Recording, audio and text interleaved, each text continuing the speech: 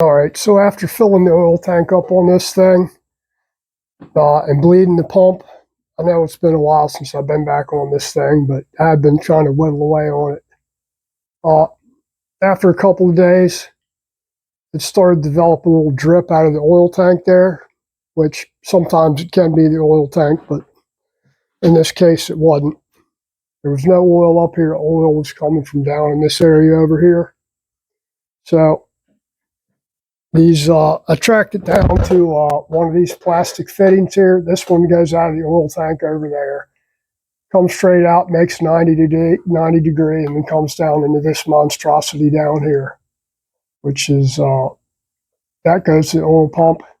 That's the feed line for the oil pump, and this is one that taps off on the drain, onto the frame. That's the drain. So when you want to change oil, you pull this off.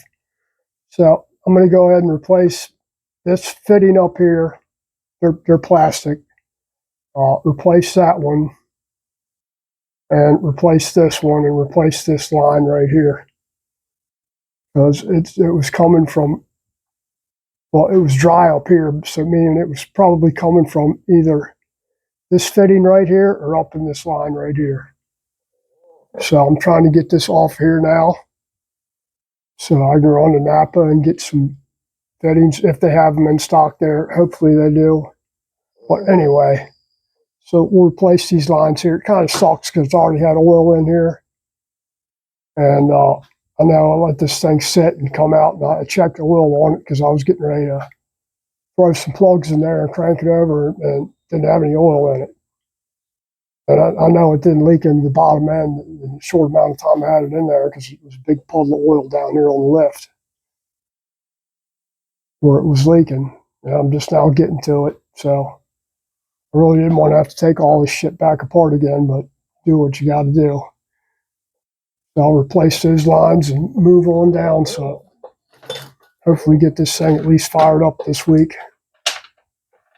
Got the coil on, got the ignition on, got to do this, throw the battery in there, and carbs on there. Exhaust is on. Had to take it back off to be able to get to that side of the oil pump. But we'll carry on and do what we're going to do. And we should be firing this thing up sometime this week. All right, we're getting ready to install this line here. What I got is a short with an adapter, 1/2 inch to 3/8, because this line on the oil tank is 1/2 inch. These big ones were. So we're going 1/2 inch to 3/8 line. Now you need to make sure, because this 3/8 line is run down here, so you need to make sure that you don't have it kinked anywhere. And we'll start here in a second. Got our 2 clamps.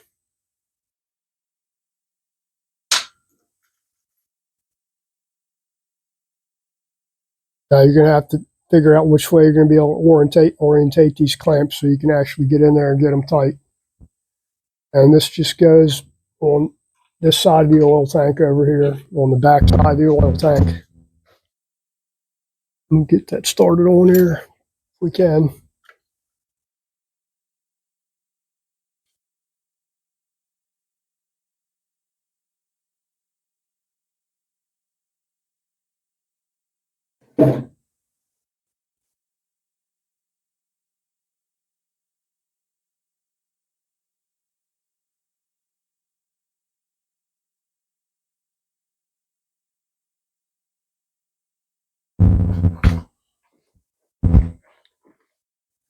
Got it started. What we got to do is pull it the rest of the way on there. Thing's a pain in the butt, I'll tell you that much.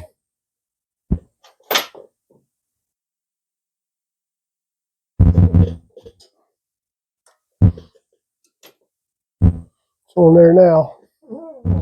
See if you can see that. We got a nice curved hose pointing down right there. Stick our adapter in there. Run our 3/8 line straight down there. Now on these tanks, on earlier tanks, these later tanks are pretty strong. On the earlier tanks, like probably 90 and earlier, they had a problem with the cracking on the backside on one of these mounts right here where the battery box mounts up to it.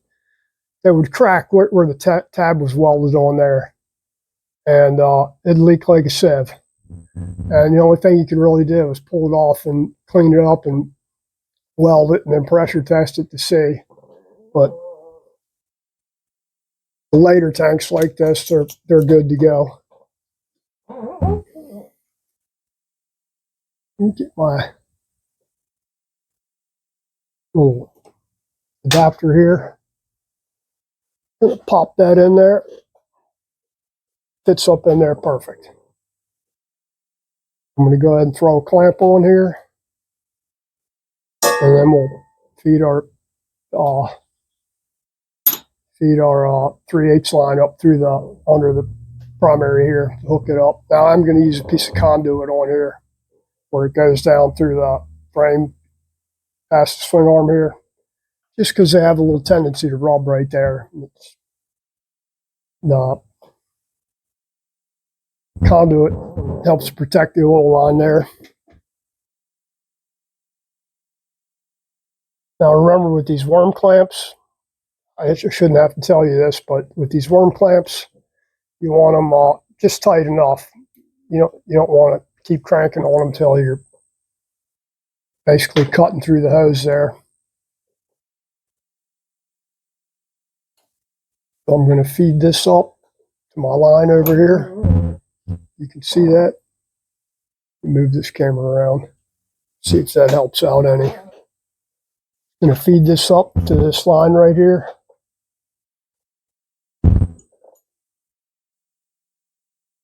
We're just trying to simplify this oil lines. The way they have it's kind of a pain in the butt because they got a 90-degree bend right there through that connector. And then they got a 3-part junction running off down at the bottom, which I think was where it was cracked at on that 3-piece. It's only 24 years old. So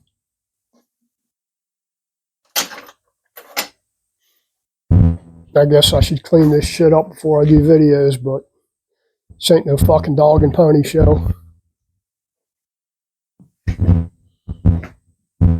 You gets what you gets.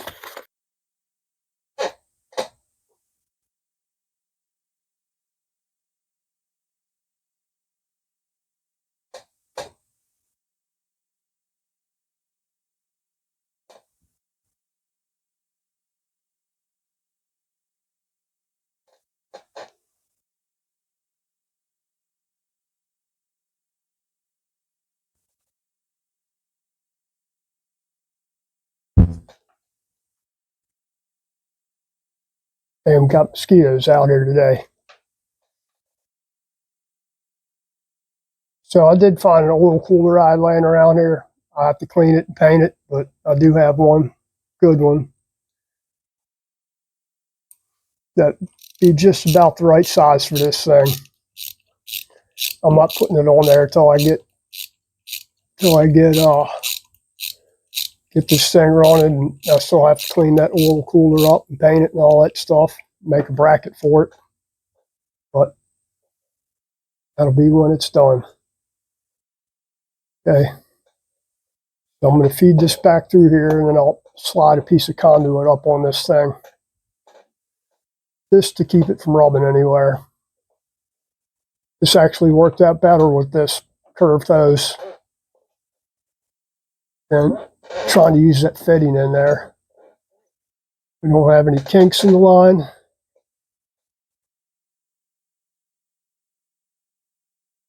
So you want to run this kind of over top of the frame over here and out the other side without, you don't want it hanging under the frame just in case. So run it over top of the frame. I'm going to put that up in there, and I'll grab some wire ties and cinch that thing together so it doesn't move around, the conduit that is. Pull this tight, and we'll slap some oil in here and let it sit overnight and see if it, make sure we don't have any damn leaks. Let's feed that up under the frame over there. And we'll go around the other side, tighten all these clamps up on the other side there. Okay, so we're going up under the engine case.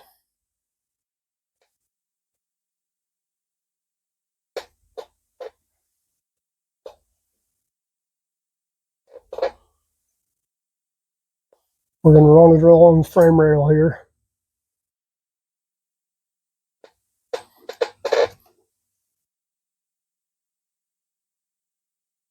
And give yourself just a little bit of room. You got enough right there, probably. Plenty long enough. Not too long, not too short.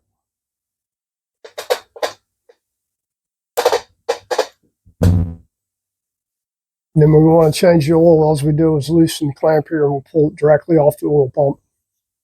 With the stock cover, you can't get up in there into it. It's really a pain in the butt. Well, you can, but it's not easy. Cut the bottom of the cam cover off like I did here, and back here, it's a lot easier to get to. Well, this doesn't matter. It's easier to get to these lines here. And you need to make sure that your oil lines are all tucked away from the sprocket here, the pulley, whatever you want to call it.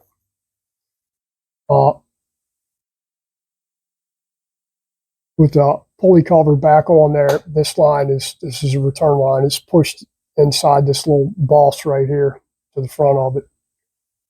And we should be good to go here in a couple of minutes.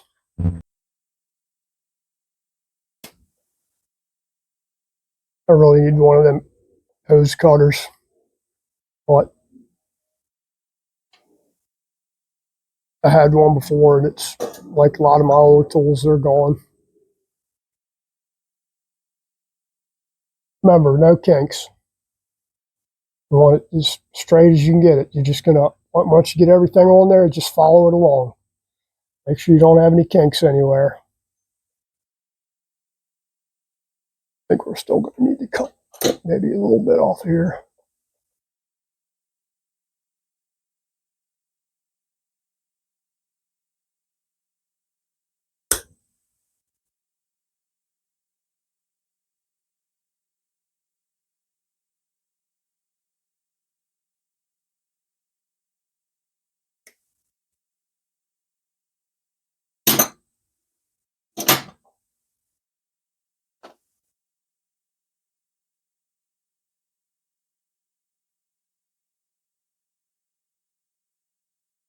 Again, orient your clamps to where you can get to them easier, especially with the pipes on there.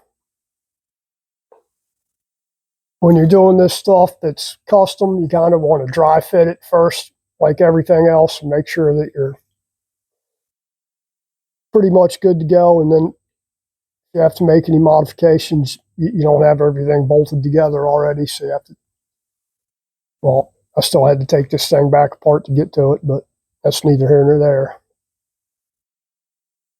This thing's been sitting apart for a while. All right, that should be good. Let me dump some oil in here. I'm glad I ordered extra. I'm using that break-in oil.